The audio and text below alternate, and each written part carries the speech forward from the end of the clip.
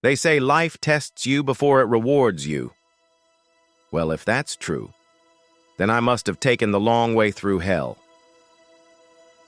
I grew up in a small apartment on the south side of Milwaukee. Mom worked night shifts at the hospital. Dad was long gone. I learned early that nothing comes easy.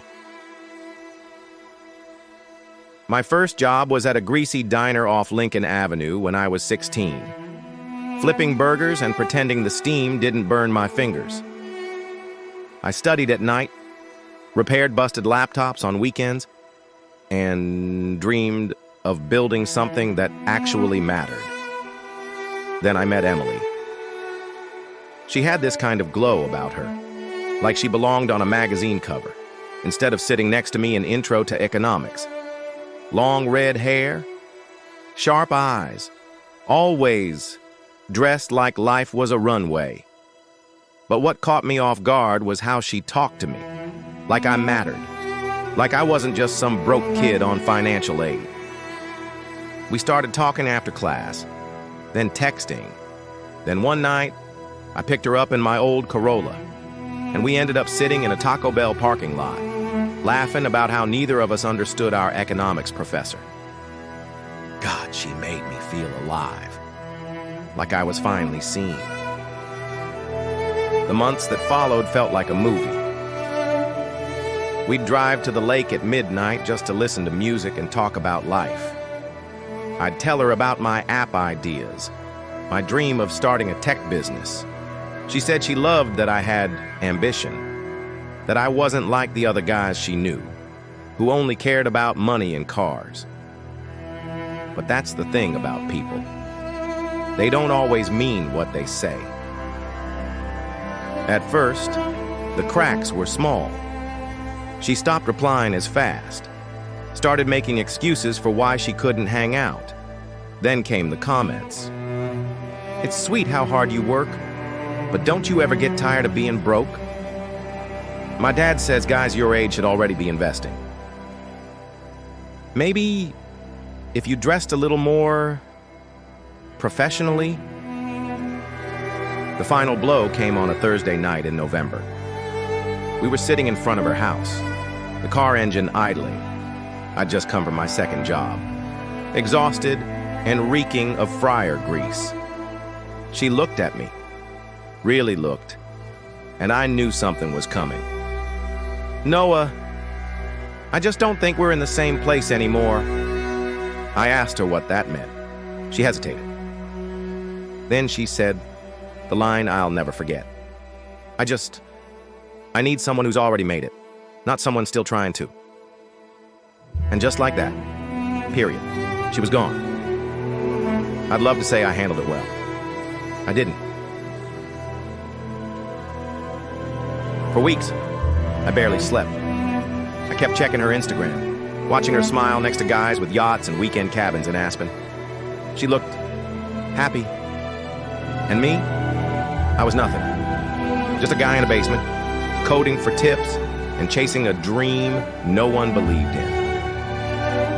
But something inside me snapped. Not in anger, not in bitterness, in fire. I deleted all distractions. I stopped watching her life and started rebuilding mine. I studied harder than I ever had. Got a freelance coding job with a startup in Austin. Took every project, no matter how small. Slept 4 hours a night. Built my portfolio. Pitched my own app. Again and again. Until someone finally said yes. Within 3 years, I had my own office.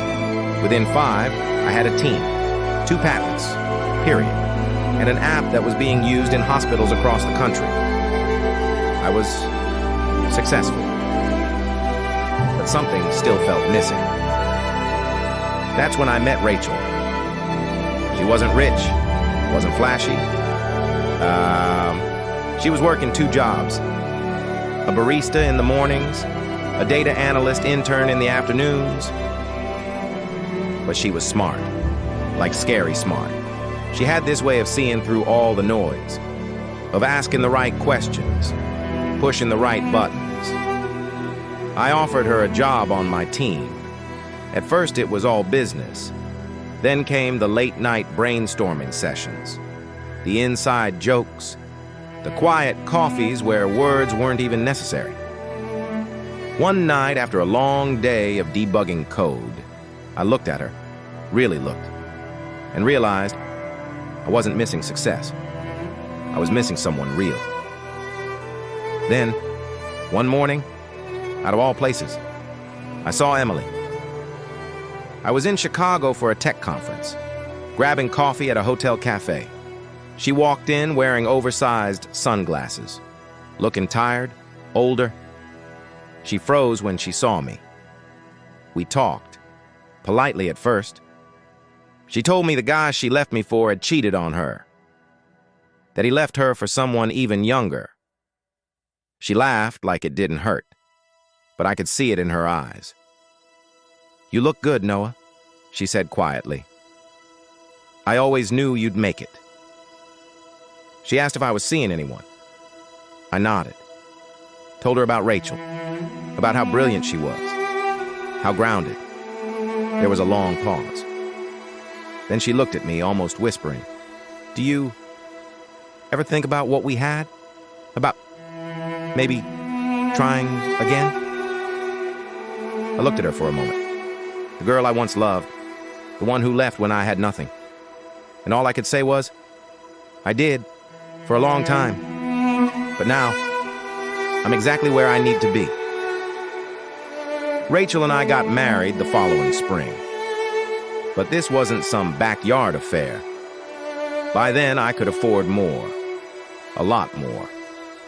We had a wedding in Napa Valley, California, under golden chandeliers, and rose petals flown in from Italy. A jazz band played beneath strings of lights, and guests sipped vintage champagne as we danced our first dance under a full moon. I flew Rachel to Bora Bora for our honeymoon, a private villa over the water, sunsets that looked painted, and candlelit dinners where she wore the dresses I'd surprise her with, each one more stunning than the last. I spoiled her, not because she expected it, but because she never did. Because when I had nothing, she stayed. Because she believed in the man I could be, not the one I already was. Every time I saw her eyes light up, every time I placed something beautiful in her hands, I thought, period. This is how I say thank you. She never once asked me for anything. And that's why I gave her everything. As I looked across the room that night, champagne in hand, music rising, the woman I love laughing beside me, I thought back to the boy I used to be, and the girl who left. I don't hate her, but I'll never forget. Some people come into your life to teach you how to break, others to show you how to rise. And if I've learned one thing, it's this. The right person loves you when you have nothing, and never lets go when you finally have it all. If you enjoyed the video, hit that like button and subscribe for more.